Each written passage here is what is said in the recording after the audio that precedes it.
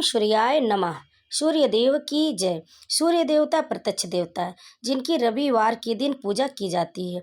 जो भी भक्त सच्ची श्रद्धा और भक्ति से रविवार के दिन भगवान सूर्य की पूजा आराधना करते हैं, उन्हें जल अर्पित करते हैं, तो भगवान सूर्य देव उन पर अपनी कृपा बनाए रखते, उनके घर में अन्न धन की वृद्धि होती है। और रविवार के दिन गाय की पूजा करना बहुत ही शुभ माना जाता है, क्योंकि गाय को पूजा करने से और अपने घर के सामने भी अगर गाय जो लोग पालते हैं, बांधते, उनकी पूजा करते, उनकी सेवा करते, तो सूर्य भगवान बहुत ही प्रसन्न होते हैं। और रविवार के दिन सूर्य देवता को आप जल में लाल फूल, मिश्री, कुछ मिष्ठान डालकर उन्हें जल चढ़ाएं, चावल डालकर। इससे भगवान सूर्य देव बहुत ही प्रसन्न होंगे और समस्त मनोकामना पूर्ण करेंगे।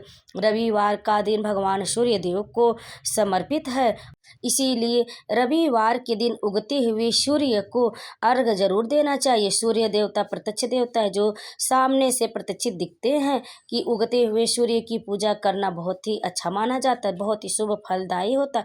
जो भक्त हर रविवार के दिन व्रत रखता है और नियमित रूप से भगवान सूर्य देव की पूजा करता है, उन्हें जल अर्पित करता है, तो भगवान सूर्य देव उनके घर में सुख संपत्ति, पुत्र पौत्र की वृद्धि करते हैं। तो भक्तों, आइए सुनते हैं इस बारे में कि सूर्य देव कैसे प्रसन्न होते हैं और इसकी क्या कहानी है, रविवार की क्या कहानी है, रविवार की व्रत कथा क्या है, जिसे आप ध्यानपूर्वक अंत तक अवश्य सुने और कमेंट में सूर्य देव की जय अवश्य लिखे।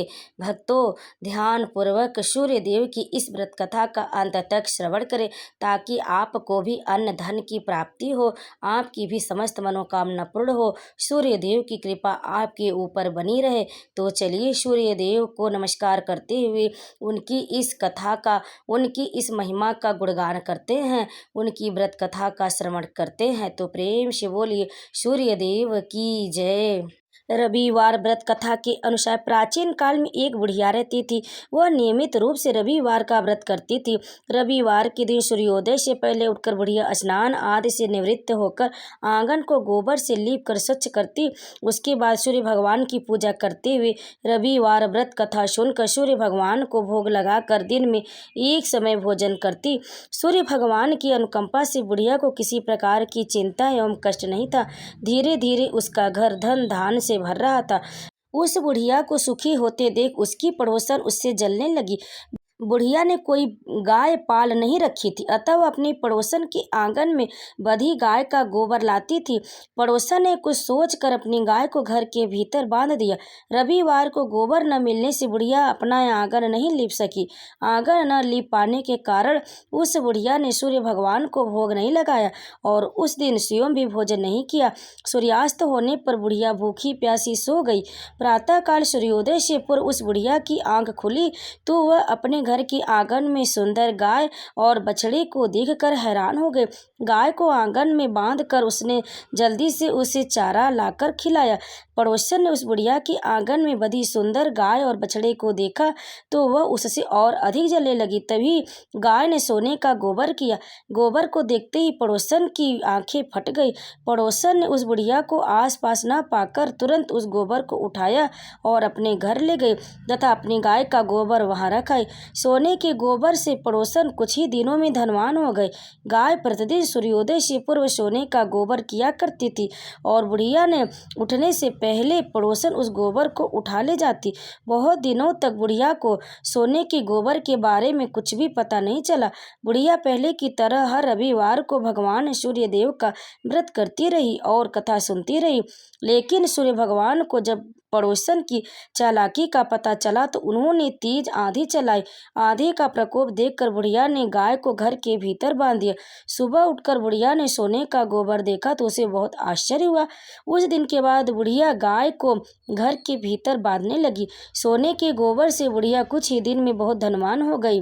उस बुढ़िया के धनी होने से पड़ोसन बुरी तरह जल भुनकर राख हो गई और उसने अपने पति को समझा बुझाकर उसे नगर के राजा के पास भेज दिया। सुंदर गाय को देखकर राजा बहुत खुश हुआ।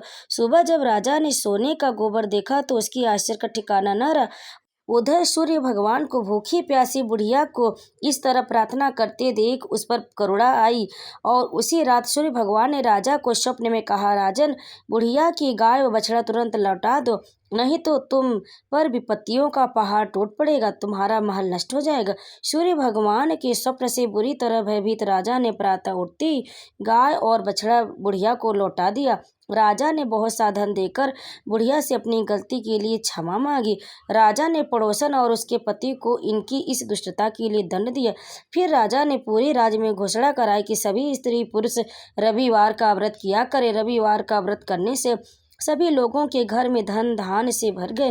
राजतय में चारों ओर खुशहाली छा गई। स्त्री पुरुष सुखी जीवन यापन करने लगे और सभी लोगों के शारीरिक कष्ट भी दूर हो गए। तो प्रेम से बोलिए भगवान सूर्य देव की जय। भक्तों, रविवार के दिन भगवान सूर्य देव की आप ओम सूर्याय नमः इस मंत्र का जाप करते हुए उनकी पूजा करनी चाहिए। उनके व्रत को धारण करना चाहिए, व्रत का पालन करना चाहिए।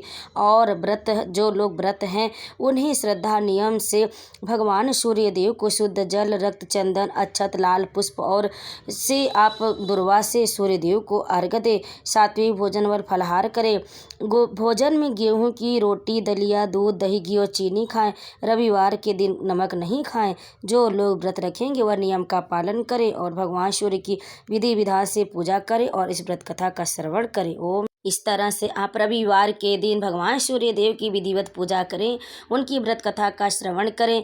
और जो लोग भी व्रत नहीं रखते वह लोग भी रविवार के दिन भगवान सूर्य देव का इस कथा का श्रवण कर सकते हैं और उनकी पूजा कर सकते हैं।